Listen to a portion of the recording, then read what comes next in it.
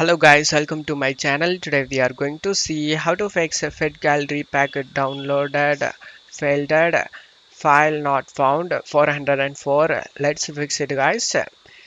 Just need to right click on the taskbar and select task manager, and just need to close the unnecessary task by right click on them and select end task. After doing it, just close stuff here, and you just need to navigate to the game location. After you navigate to the game location, you just need to double click on it.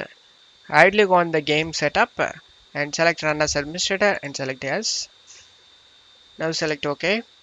Check mark this option limit installer to 2 GPU of RAM usage and select next. Select next.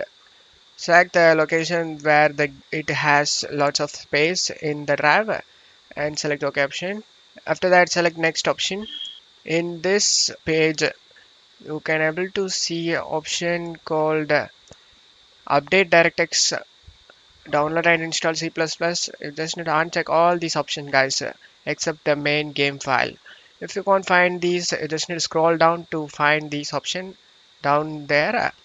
In my case it has update DirectX uncheck, bonus content uncheck. After that, select the install option, and now the game installed fine.